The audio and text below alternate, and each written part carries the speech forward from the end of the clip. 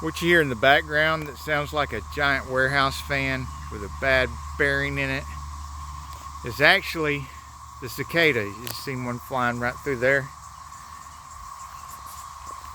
And there are so many of them right now. There's a 15-year brood and a 17-year brood at the same time. And they look like this right here.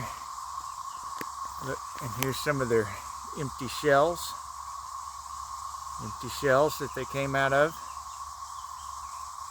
There's one that's out of its shell. Look, empty shell, empty shell. 3 empty shells right there. And this is what came out of the shell. This one's not even dry yet. Its wings aren't extended all the way. So they're still emerging. Lots of them have emerged. It's like that one came out of that shell right there. There's just tons and tons of them everywhere. Here in the woods behind the barn garage.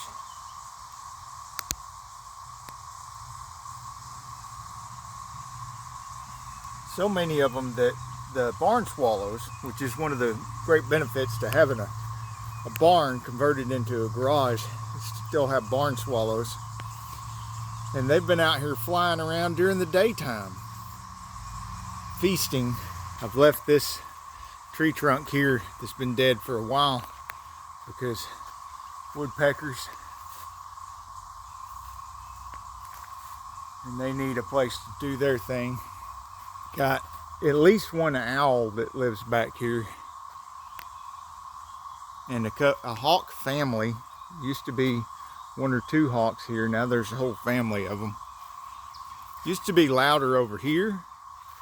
Now it seems to be louder over here towards the cow pasture. Yesterday there was like a half a cicada fell out of the sky and hit me on the head. I'm glad it wasn't the other half that the bird had already eaten that hit me on the head. That would have been nasty. Well, I was going to introduce you to the cows, but I don't see them now.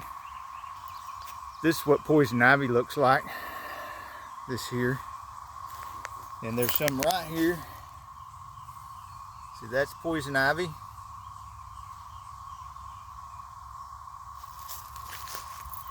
That's poison ivy. You'll notice the clusters of 3. Is itchy to you and me. Clusters of 3, clusters of 3. Don't mistake this for Virginia creeper. I want to show you Virginia creeper. You don't want to destroy the Virginia creeper. Well, I didn't have to go far. There's some Virginia creeper right here. See the leaves of 5, and they look more aggressive looking leaves. And there's a cluster of 5. That's Virginia creeper.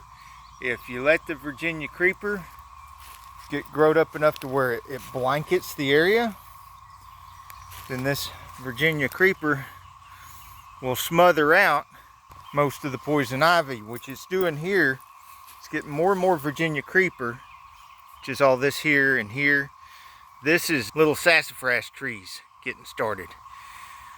But that right there is poison ivy. Kind of looks like a mitten. You know, there's where the thumb would go, and then there's no thumb on this side, and it's a cluster of 3. They don't always look like that. They don't always have the little mitten. And like I said, this right here, that's sassafras tree. That's Virginia creeper, poison ivy. And that's baby sassafras, teenager sassafras, teenage sassafras. These are almost full grown sassafrases. These right here. See? Way up there. One last thing I want to warn you about. Not these baby sassafrases. You don't need any warning about them. More Virginia creeper. Making the ground safe. What's not safe is all that right there. Now, if you know anything about the Smokey Mountains, and you know what that is, let me know in the comments.